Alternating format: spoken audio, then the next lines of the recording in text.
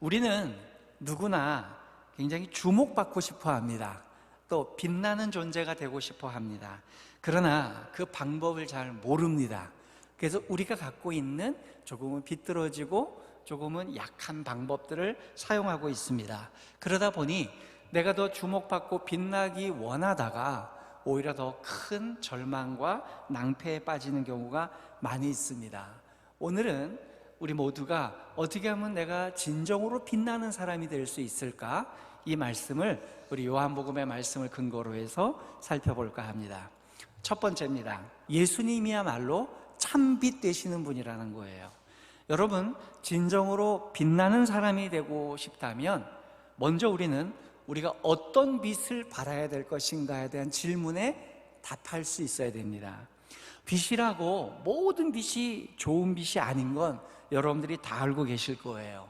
어떤 빛은 상황에 따라서 굉장히 해로운 빛도 있습니다. 어떤 빛은 유익한 빛이 있습니다. 이렇게 참 빛이 있고 가짜 빛이 있게 되는 겁니다.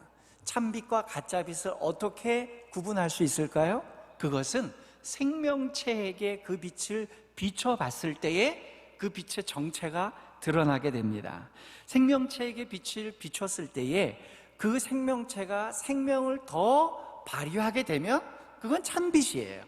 그러나 생명체에게 빛을 비췄는데 오히려 생명체가 더 힘들게 되면 그것은 잘못된 빛, 가짜 빛, 또 우리에게 유익하지 않은 빛이라고 보게 되는 겁니다. 어떤 빛은 우리에게 비춰지면 암이 생기거나 우리의 생명을 위협하는 경우도 있죠.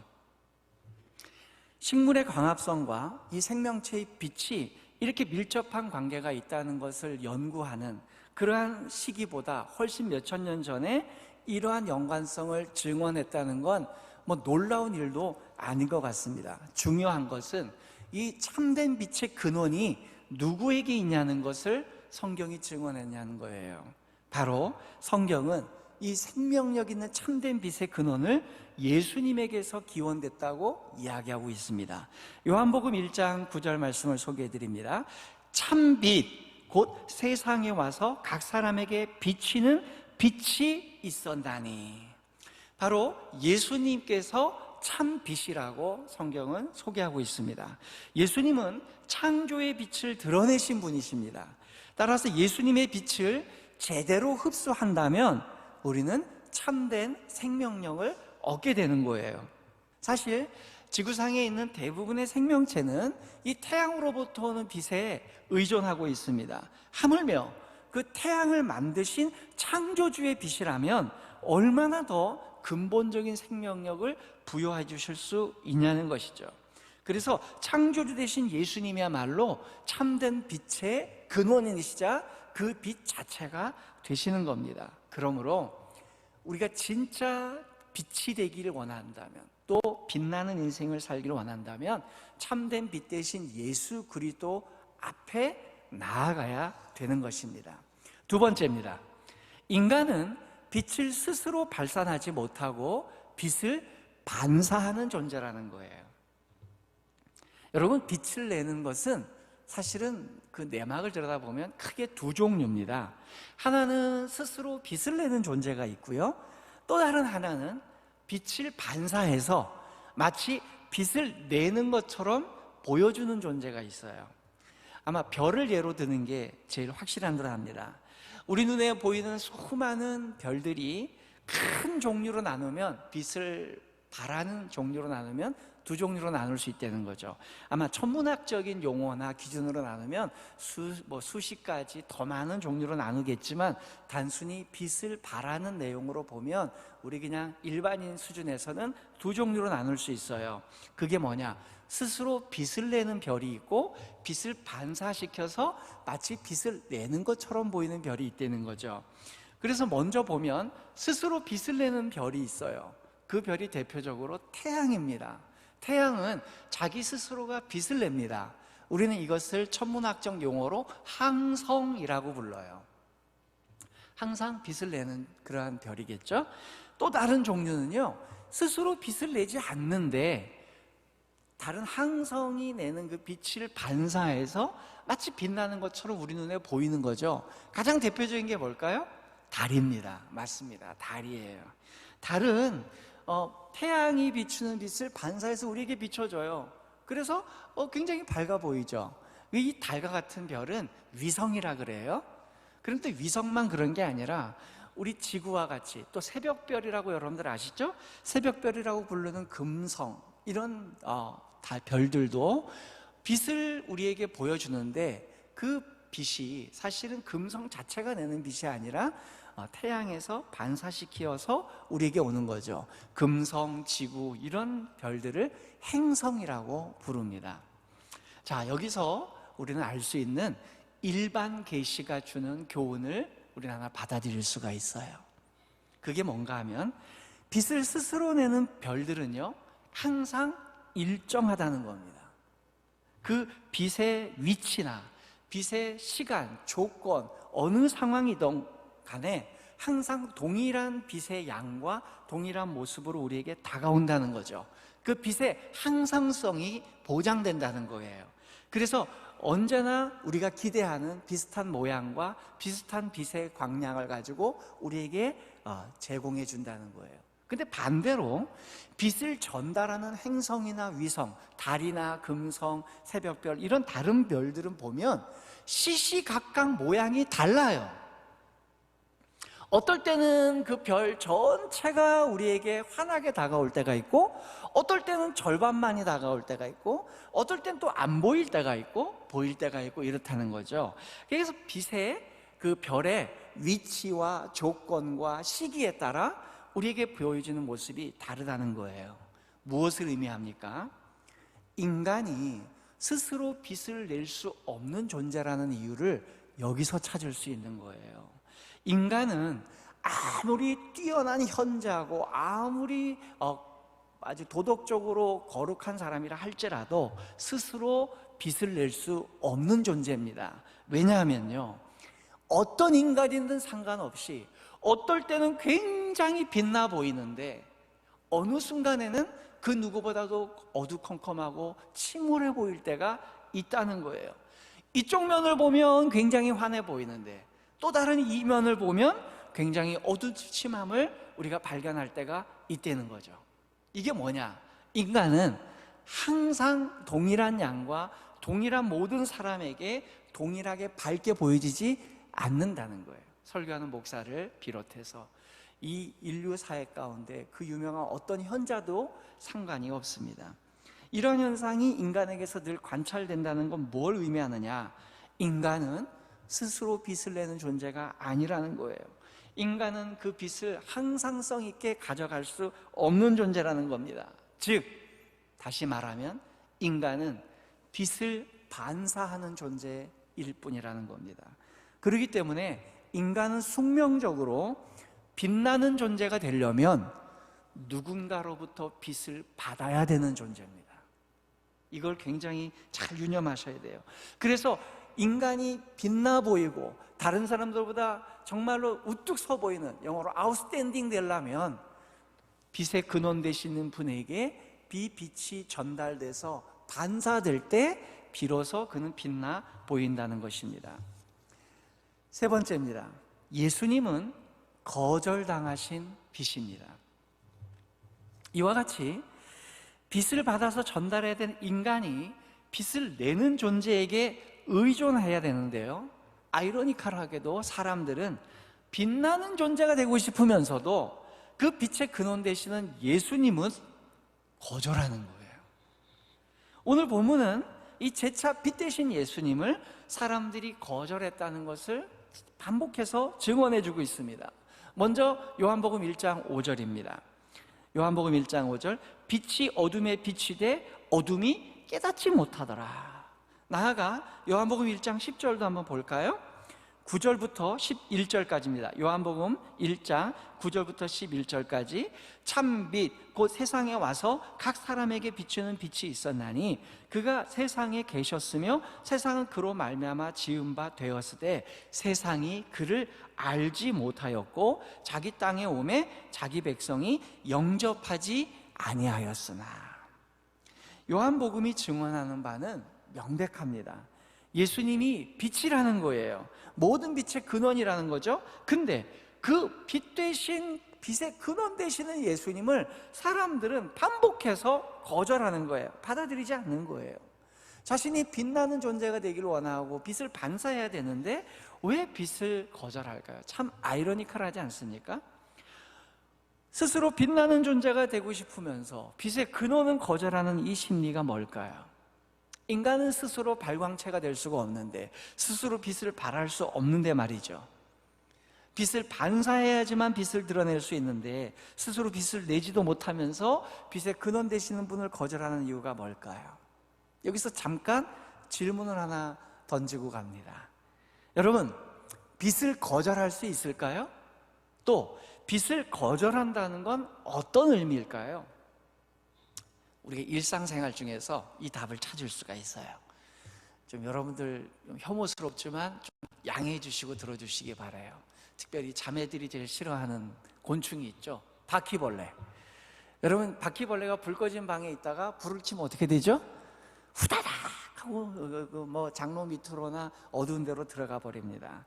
여러분, 그게 이제 바퀴벌레만 보더라도 불을 피하는 거죠. 거절하는 거예요. 사진 한 장 보여주시겠어요? 바퀴벌레만 그런 게 아니라 요즘은 없는데 저 어린 시절엔 이게 있었어요. 쥐를 잡자, 이 쥐 잡는 날. 그래서 반상회의 이 논의점이 됐었어요. 저 세대 이상 되는 분들은 이 포스터 한 번씩 보셨을 거예요. 쥐 잡는 날 이래가지고 쥐가 끼치는 악영향들을 얘기하고 있어요. 아마 모든 집이 동시에 잡아야 이 쥐가 완전히 씨를 말릴 수 있다라고 생각하죠. 저도 쥐 몇 번 잡아봤습니다. 이제 그만 봐도 될 것 같아요. 이 화면은요. 예, 여기서 알 수 있는 게 뭐냐면 야행성 동물들은, 또 야행성 벌레들은 이 빛을 피해서 도망하는 것처럼 사람들이 빛 대신 예수님을 거절하고 도망했다는 내용입니다. 그럼 궁금해지는 거예요. 왜 사람들은 이 빛 대신 예수님을 거절하고 피하는 걸까? 그 답을 우리 네 번째 교훈에서 찾기를 원합니다. 네 번째입니다. 빛 대신 예수님을 거절하는 이유는요, 빛에 익숙하지 않기 때문입니다. 우리 동물들의 세계를 통해서 주시는 일반 계시의 교훈을 우리가 한번 적용해 봅시다. 야행성 동물들이 빛을 피하는 이유는 명백해요. 빛에 익숙하지 않은 거예요. 어둠에 익숙한 거예요. 심지어 어떤 동물들과 어떤 곤충들은요, 어떤 생명체들은 빛이 없는 상황에서 시력과 감각기관이 더 잘 발휘됩니다. 그것은 빛에 익숙하지 않다는 거예요. 그렇다고 본다면 사람들이 예수님을 거절하는 이유는 명백한 거예요. 사람들이 빛 대신 예수님을 거절하는 이유는요, 바로 빛에 익숙하지 않기 때문이에요. 예수님의 방식에 익숙하지 않기 때문입니다. 여러분, 이렇게 얘기 드리면 오해하시는 분들이 계실 거예요. 목사님, 저는 빛이 좋은데요? 저는 껌껌한 거 너무 무서워해요. 불편해요. 전 그래서 환한 거 좋아해요. 쨍하고 해 뜰 날을 좋아해요. 네, 그러세요? 그럼 제가 질문해 볼게요. 그렇게 태양빛을 좋아하세요? 그러면 여러분들이 그 좋아하는 태양빛을 10초 이상 직접 보실 수 있어요? 없어요. 아무리 빛을 좋아한다고 해도요, 그 발원체인 태양을 직접 10초 이상 볼 수가 없어요. 그러니 인간이 좋아하는 빛은 엄밀히 말하면 굴절된 빛, 반사된 빛을 좋아하는 거예요. 태양 자체의 빛을 좋아하는 게 아니라 태양이 비춰져서 반사된 빛, 굴절된 빛을 좋아하는 겁니다. 사실 그 빛들은 어느 정도 음영을 갖고 있거든요. 여기 설교하는 목사도 예외가 아닙니다. 제가 개인적인 이런 얘기를 해서 죄송하지만 제가 제일 좋아하는 계절은 가을입니다. 왜 좋아하냐면 저는 가을볕이 좋아요. 가을 햇살은요, 다른 계절의 햇살하고 차원이 좀 다릅니다. 왜냐하면 음영이 짙어요. 다른 계절은 빛이 많이 산란돼서 다 같이 보이는데, 여러분 가을 햇살 기억하시죠? 한쪽에서 햇살이 쫙 비춰지면 좀 이 태양의 위치가 고도가 낮아지잖아요. 쫙 비치면 한쪽은 그림자가 비치고 한쪽은 되게 밝아요. 그래서 밝은 쪽은 그 어느 때보다도 밝게 보여져요. 그 이유가 그 햇볕이 비치지 않는 반대편이 더 어둡기 때문이에요. 그 어두움이 오히려 밝은 쪽을 더 환하게 드러나게 됩니다. 이와 같이 인간들이 좋아하는 빛은요, 간접 조명이에요. 발광체 그 자체를 좋아하지 않습니다. 태양조차 10초 이상 못 바라보는 우리가 그 태양을 지으신 진짜 빛 대신 예수님을 우리가 어떻게 쳐다보겠어요? 그러니 피조물인 태양도 직접 경험을 못하는 우리 일체인데 빛의 근원 되시는 예수님을 우리가 어떻게 환영하겠냐는 거예요. 쳐다볼 수 없다는 겁니다. 그래서 실제로 성경은 예수님의 빛을 제대로 쳐다본 사람들의 몇 사례를 우리에게 소개해주고 있습니다. 대표적인 사람이 사도 바울이라는 분이에요. 이 바울로 개명되기 전에 그의 이름이 사울이라는 사람이었는데요, 이 사도 바울은 예수님을 직접 만나기 전까지는, 예수님이 직접 찾아오시기 전까지는 기독교를 박해하고 예수님을 그 누구보다도 강렬하게 거절했던 사람입니다. 한마디로 예수님을 증오하는 걸 삶의 목표로 두고 살았던 사람이었어요. 그렇게 빛 대신 예수님을 싫어하던 그 사울에게 예수님이 찾아오셨어요. 그때 어떤 일이 일어났습니까? 바로 예수님이라고 하는 빛에 노출이 돼버린 거예요. 이 상황을 사도행전 9장 3절은 이렇게 묘사하고 있습니다. 사도행전 9장 3절입니다. 사울이 길을 가다가 다메섹에 가까이 이르더니 홀연히 하늘로부터 빛이 그를 둘러 비추는지라. 사울 앞에 어떤 예수님이 나타났냐면 부활하기 이전의 모습의 예수님이 나타난 게 아니에요. 부활하셔서 그 찬란한 영광을 가지신, 심지어 부활하셔서 승기하신 예수님께서 그에게 나타나셨어요. 그때에 바울은 어떻게 될 수 있냐면 그 육신의 눈으로, 평상시 눈으로 그를 쳐다볼 수가 없었어요. 잠깐 그 빛을 볼 뿐이었었어요. 직접 쳐다볼 수 없을 만큼의 강력한 빛을 경험하게 됩니다. 그때 사도 바울과 주변의 모든 사람들은 그 예수님의 광채 앞에 정신을 차릴 틈이 없었습니다. 그래서 예수께서 발하신 그 빛이 얼마나 밝고 광명했는지 그 다음에 사울에게 일어난 상황을 성경은 이렇게 묘사하고 있어요. 사도행전 9장 8절 9절입니다. 사울이 땅에서 일어나 눈을 떴으나 아무것도 보지 못하고 사람의 손에 끌려 다메섹으로 들어가서 사흘 동안 보지도 못하고 먹지도 마시지도 아니하니라. 결국 사울은요, 예수님의 빛에 잠시 노출됐을 뿐인데 아주 찰나의 순간 잠깐 노출됐었는데요, 그게 얼마나 강력한 충격이었던지 며칠 동안 실명한 상태로 있었던 거예요. 눈을 볼 수가 없는 거예요. 적응할 수가 없는 거예요. 그리고 심지어 평생 동안 이 순간에 얻은 눈병, 안질 때문에 평생 고칠 수 없는 질병을 안고 가게 됩니다. 이것이 바로 예수님이라고 하는 빛의 실체입니다.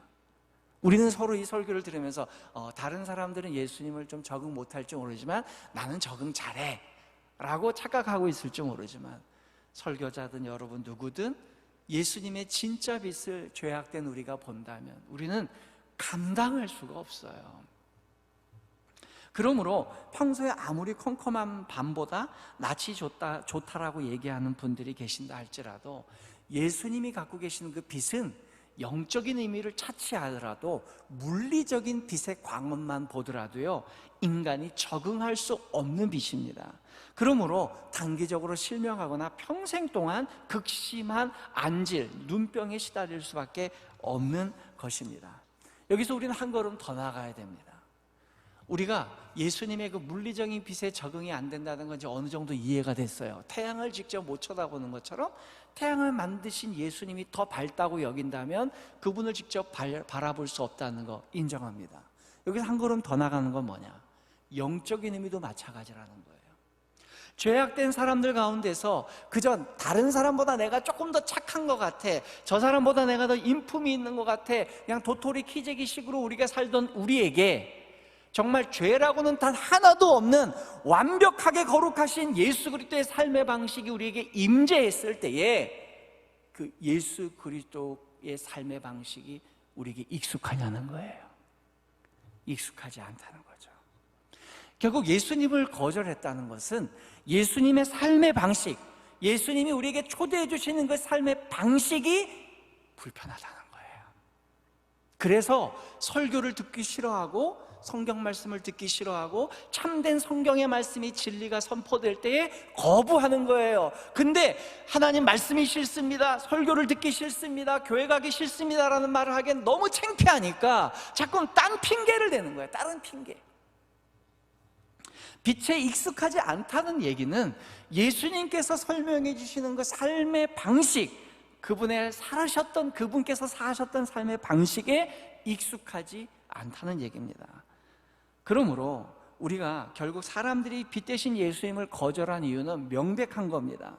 빛 대신 예수님의 삶의 방식과 그분이 우리에게 제시해 주시는 그 가치관이 우리가 수납하기에 너무 부담된다는 거예요.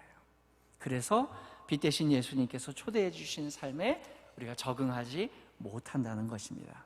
다섯 번째, 예수님의 빛이 익숙하지 않은 이유는 죄 때문이에요. 다른 말로 하면 어둠에 익숙하다는 말입니다. 어둠에 익숙하다는 것을 성경적으로 표현하면요, 결국 죄에 익숙하다는 뜻입니다. 성경은 종종 어둠을 죄로 은유하고 있습니다. 성경은 어둠은 곧 죄다라는 표현을 많이 하는데요, 대표적으로 시편 90편 8절을 소개해 드립니다. 주께서 우리의 죄악을 주의 앞에 놓으시며 우리의 은밀한 죄를 주의 얼굴빛 가운데에 두셨사오니.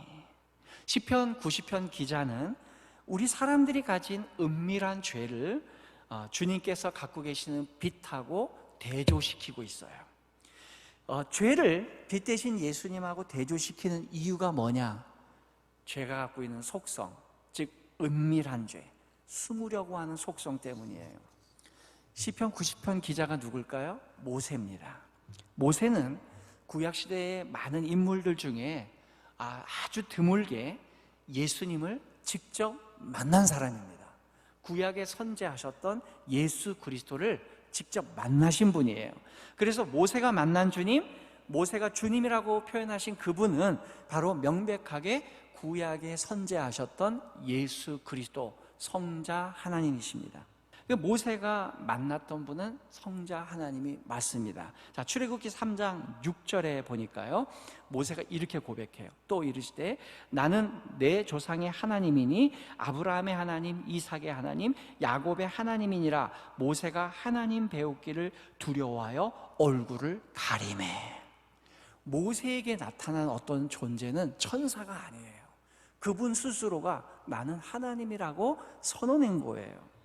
그래서 그 하나님이신 그분이 나타났는데 모세가 볼 수 있게 나타났어요. 모세가 볼 수 있게 나타났다면 삼위일체 하나님 중에 누구시라고요? 성자 하나님이십니다. 바로 예수님인 거예요. 그 예수님이 나타났을 때 모세가 어떤 반응을 일으킵니까? 그 하나님을 볼 수가 없어서 얼굴을 가렸다 그랬어요. 차마 볼 수가 없는 거예요. 두려운 거예요.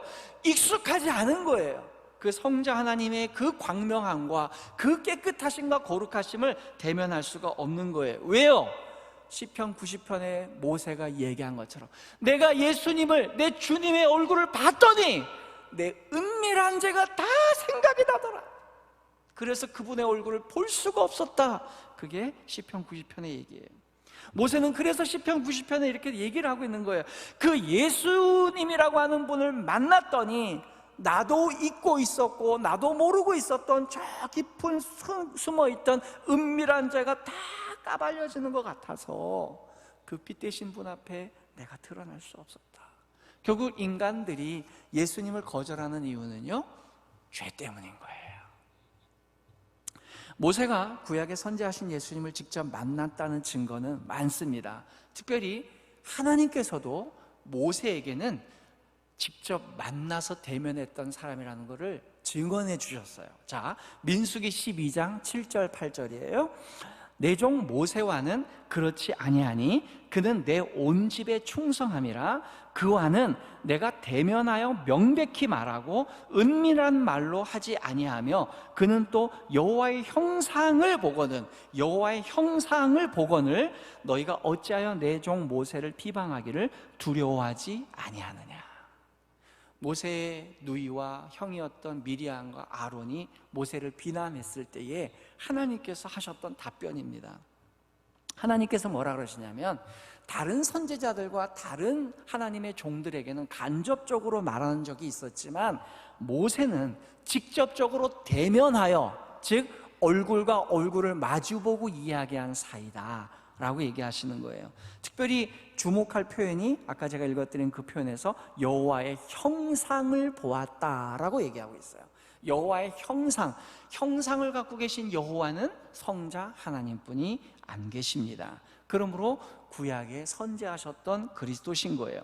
모세는 다른 선지자와 차원이 다른 경험을 한 선지자입니다. 즉 대면, 얼굴과 얼굴을 마주 보고 지낸 사이라는 거예요. 이와 같이 모세는 구약에 이미 계셨던 예수님을 직접 만나봤습니다.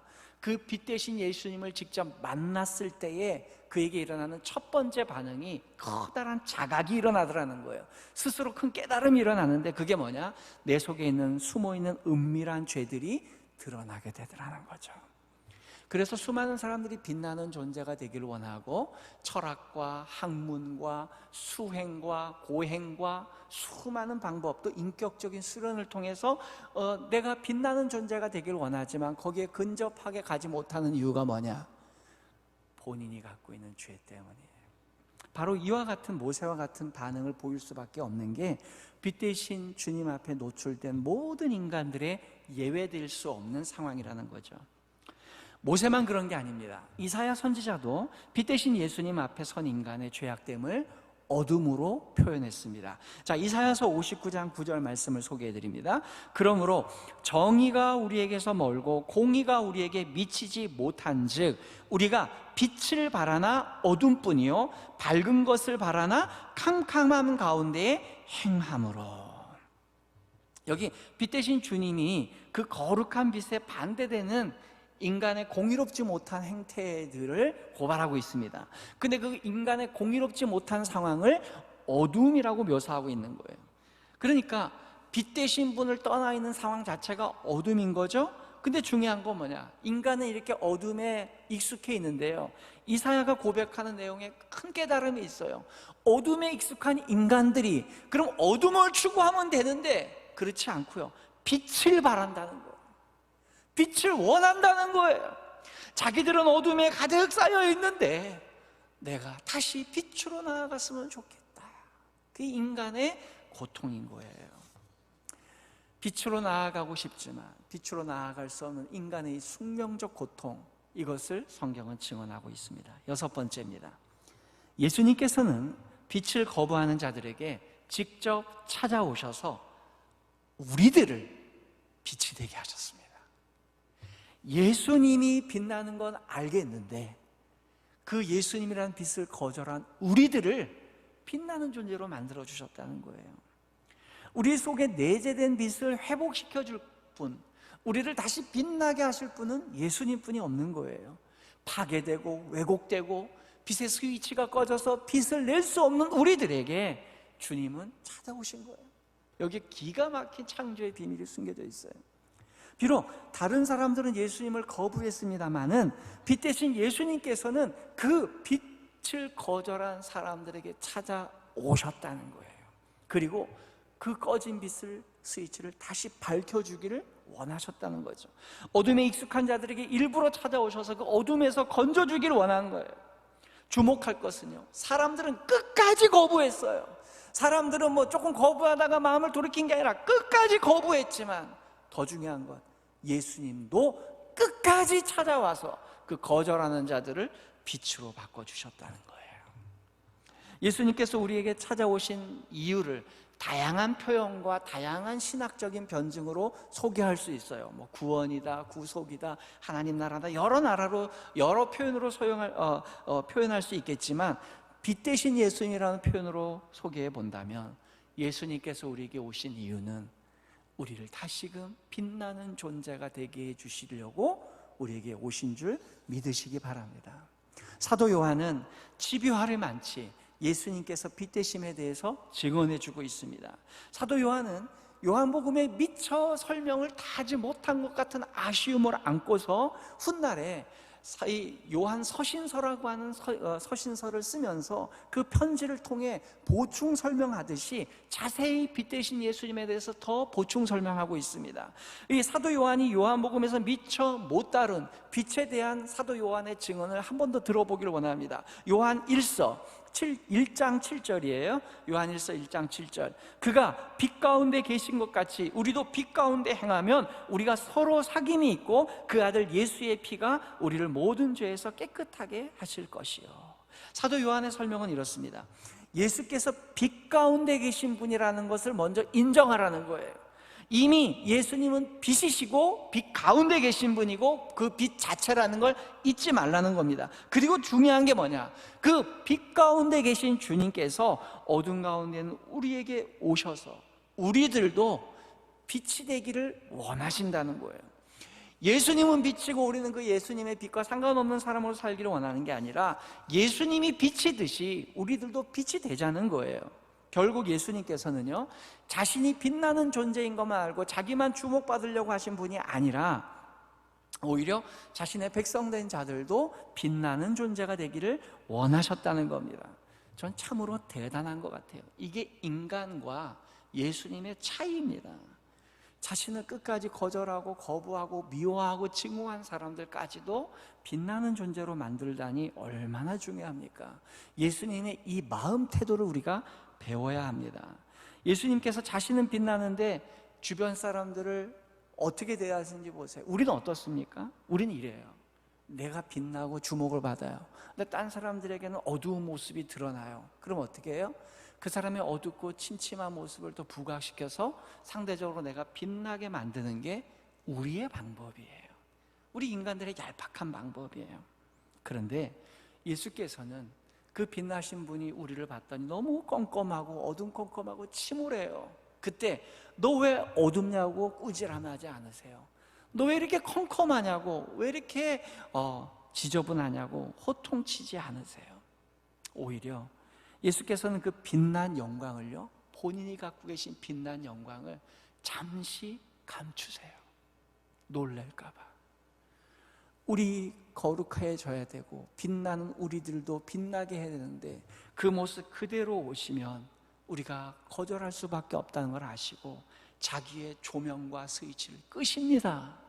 그리고 우리와 같이 약간 어두침침한 모습처럼 우리의 눈에 적응할 수 있는 모습으로 오셨어요. 그게 그리스도의 자기 비하예요. 성육신이에요. 그렇게 오셔서 우리에게 찾아오셔서 우리 한 사람 한 사람의 팔을 잡으시고 우리를 끌고 빛의 세계까지 이끌고 올라가신 거예요. 어둠에 계속 앉아있으면 안 된단다. 너 왜 그렇게 컴컴하고 어두운 데서 풀 안에 떨고 있니? 그 인생에서 잊지 말고 일어나서 밝고 광명한 곳으로 올라가 보자. 주님께서 우리와 함께 손을 맞잡으신 게 아니라 우리의 팔목을 잡고 그 어둠에 익숙한 곳에 있으려고 하는 우리들을 강제로 끌고 올리신 겁니다. 우리는 다른 사람들의 어두움을 보게 될 때 핀잔을 주고 비난하고 놀리고 비아냥거려요. 밝게 빛나 보이는 사람이 있으면 더 예민하게 현미경을 가지고 망원경을 가지고 정밀 분석을 해요. 저렇게 빛나 보이고 거룩해 보이고 괜찮은 사람인데 파보면 저 사람도 침울한 곳이 있을 거야, 저 사람도 새카만 곳이 있을 거야 라고 계속 추궁해요. 그래서 그가 바라는 많은 예수 그리스도께서 회복시켜 주신 많은 밝은 면을 보려고 하지 않고 자기와 같은 수준이 되려고 어떻게든지 그 비난거리, 그 어두운 면 찾아가고 그걸 부각시키려고 해요. 그러다 보니까 빛에 적응하지 못하다 보니까 다른 사람이 빛나고 다른 사람들이 주목받는 거를 불편하게 여기는 거예요. 빛이 된 사람은요, 같이 밝아지는 거예요. 내가 밝고 내가 하면 저 사람도 비춰줄 수 있고 같이 가는 거죠. 예수님의 정신이 있어야 돼요. 어떨 때는 내 동료를 위해, 내 연약한 사람을 위해 내 빛의 조명을 스스로 좀 끌 수도 있는 그런 사람이 되는 게 예수님의 방법이 아닌가 생각이 됩니다. 그저 진짜 빛 대신 예수님의 인생에서 볼 때는 누가 더 착하고 누가 더 인격적이고 50보 100보인데 말이죠. 그런 자들에게 주님 찾아오셔서 우리의 손을 잡아주신 거예요. 마지막 7번째입니다. 예수께서는 자신의 피로 우리를 어두운 데서 빛으로 나오게 하셨습니다. 그렇다면 어떻게 우리들을 빛나는 존재로 만드셨느냐? 앞서서 사람들이 빛을 거절하는 이유는 빛 대신에 어두움에 익숙하기 때문이라고 말했는데요, 그리고 그 어두움은 죄 때문이라고 말씀드렸어요. 그럼 우리 안에 죄가 없어져야지만이 빛에 익숙해지는 거거든요. 죄가 있고 어두움이 있는 한 빛이 적응이 안 되니까 논리적으로 그렇잖아요. 어둠을 없애야 되고 죄를 없애야지 빛에 적응이 할 수 있는 거예요. 그 아주 논리적이고 적법한 해법을 성경은 얘기하는 거예요. 자, 사도 요한의 이야기를 다시 한번 들어봅시다. 요한일서 1장 7절, 그가 빛 가운데 계신 것 같이 우리도 빛 가운데 행하면 우리가 서로 사귐이 있고 그 아들 예수의 피가 우리를 모든 죄에서 깨끗하게 하실 것이요. 사도 요한은 어둠에 방치된 우리들이 빛 가운데 나아가는 비결을 소개해주고 있어요. 그게 뭐냐? 예수 그리스도의 피, 우리가 흘려야 될 피, 죄의 대가로 흘려야 될 그 피를 예수 그리스도께서 대신 흘려주셨기 때문에 그 죄의 피값으로 우리는 깨끗해진다는 거예요. 그때 비로소 다른 사람의 어두운 몸을 캐려고 서로 현미경과 망원경을 동원하지 않고 진정으로 빛이 나는 존재가 될 때 드디어 다른 사람과 진정한 사귐이 있게 된다는 거죠. 우리가 빛나는 존재가 되는 방법은요, 세속적인 방법에 있지 않아요. 많은 사람들이 자기가 빛나는 사람이 되기 위해서 지식을 많이 쌓습니다. 공부를 많이 합니다. 이거저거 연구를 합니다. 죄송하지만 지식으로 인간이 빛나는 건 한계가 있습니다. 또 어떤 사람들은 많은 걸 소유해서 다른 사람들에게 칭송을 듣고 다른 사람들이 우러러 보기를 원해요. 인기를 많이 얻기도 하고 물질을 많이 얻기도 해요. 네, 빛이 납니다. 그러나 그것은 그것에 종속되어 있는 빛일 수밖에 없고 유한한 빛일 수밖에 없어요. 명예도 마찬가지겠죠. 세속적인 명예 아무리 얻어본들 그것이 끝나는 순간 그 명예도 같이 추락하게 됩니다. 그렇다면 언제 사람이 가장 빛나게 될까? 설교자도 직접 경험한 바지만 또 저도 반백년의 짧은 인생을 살면서 직접 경험해보고 다른 사람의 삶을 들여다볼 때 명백하게 아는 게 있습니다.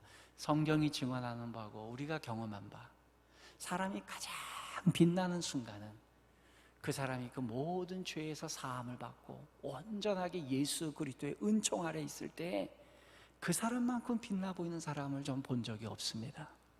아무리 많은 지식을 알고 있고 아무리 많은 것을 소유하고 아무리 도덕적인 사람보다도 진심으로 예수 그리스도 앞에 가서 눈물 콧물 흘리면서 회개하고 예수 그리스도 안에서 그 죄사함의 은총을 완전히 받고 났을 때에 정말 공중에 붕 떠서 하늘을 나는 것 같은 그 기쁨과 한량없는 하늘의 평안을 입었을 때 그 모습, 그 사람만큼 빛나 보이는 모습을 저는 본 적이 없습니다. 결론입니다. 사랑하는 성도 여러분, 한 번뿐이 없는 인생, 다른 사람보다 더 빛나는 인생을 살고 싶습니까? 다른 것에서 찾지 마십시오. 우리 인생이 진짜 빛나는 방법은 예수 그리스도 외에는 답이 없습니다.